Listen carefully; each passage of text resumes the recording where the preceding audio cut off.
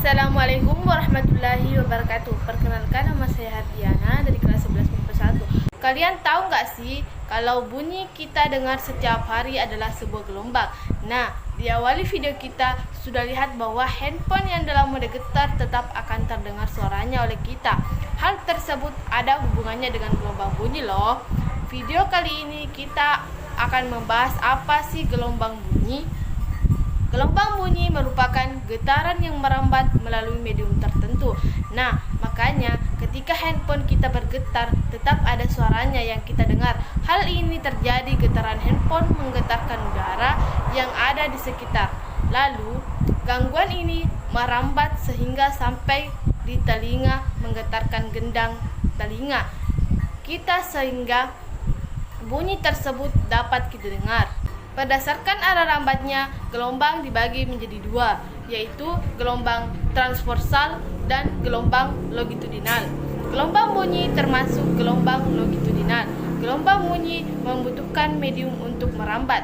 Medium merambatnya berupa zat cair, zat padat, dan udara. Gelombang bunyi tidak dapat merambat pada ruang hampa. Nah, oleh sebab itu, para astronot berkomunikasi menggunakan radio sebab di luar angkasa tidak ada udara yang bisa merambat bunyi. Jika kalian pernah bermain naflan kalian bersama teman kelas kalian, pasti akan ada suara yang dihasilkan teman kalian berbicara, kan? Nah, hal itu terjadi karena gelombang suara merambat melalui zat padatnya berupa benang.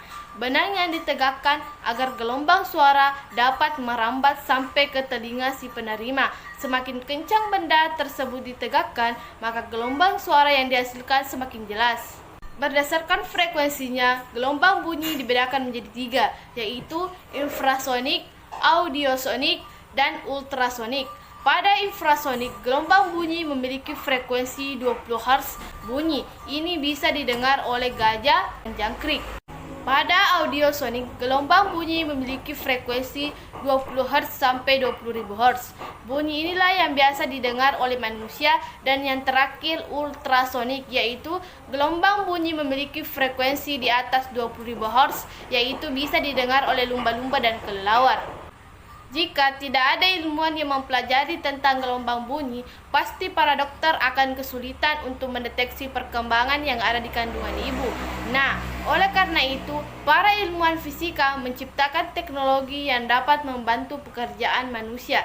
Di antaranya, ada teknologi sonar yang dapat digunakan untuk mengukur kedalaman laut. Lalu, ada ultrasonografi atau USG untuk mendeteksi janin.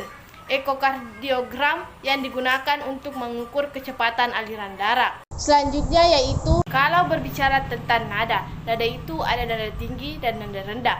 Apa sih itu nada? Nada adalah bunyi teratur yang memiliki satu frekuensi. Tinggi rendahnya nada tergantung pada besar kecilnya frekuensi bunyi. Jadi, semakin tinggi frekuensi gelombang bunyi dan semakin tinggi nadanya.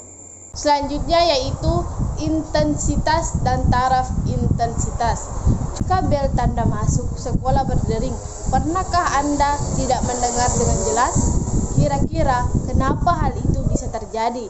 Anda sudah pasti bisa menduga bahwa Anda tidak bisa mendengar dengan jelas karena posisi Anda agak jauh dari bel sebagai sumber bunyinya. Sebaliknya, jika Anda berada dekat dengan sumber bunyi tertentu terdengar dengan jelas, bahkan kadang sampai memekan telinga. Ini yang dinamakan dengan intensitas bunyi. Pertama, intensitas bunyi. Intensitas adalah besaran untuk mengukur kenyaringan bunyi. Intensitas bunyi yaitu energi bunyi yang tiap detik daya bunyi yang menembus bidang setiap satuan. Luas permukaan secara tegak lurus. Rumus intensitas bunyi di suatu titik oleh beberapa sumber bunyi, yaitu yang kedua, taraf intensitas bunyi.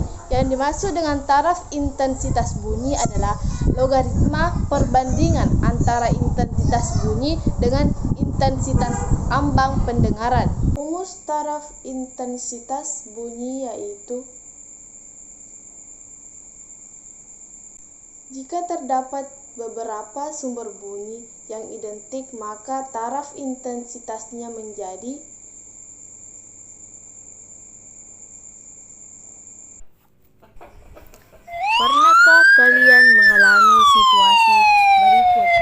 tentu saja, bukan?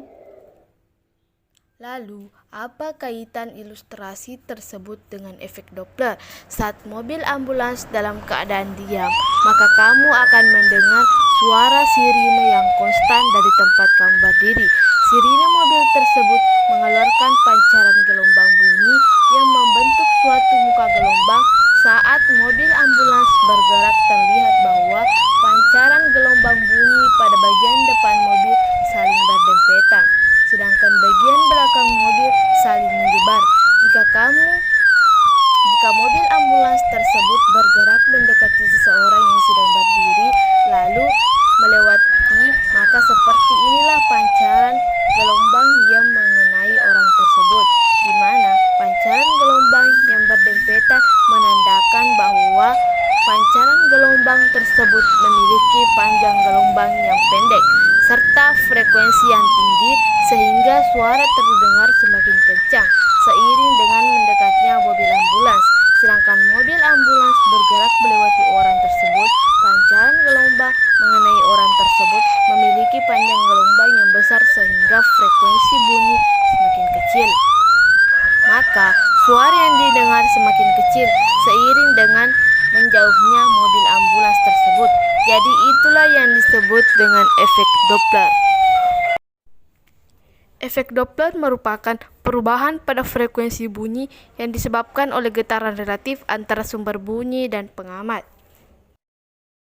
Efek Doppler pertama kali dikemukakan oleh seorang fisikawan Australia bernama Christian Doppler, di mana hasil pemikiran beliau mengenai efek Doppler lalu dituliskan dalam teori matematis, yaitu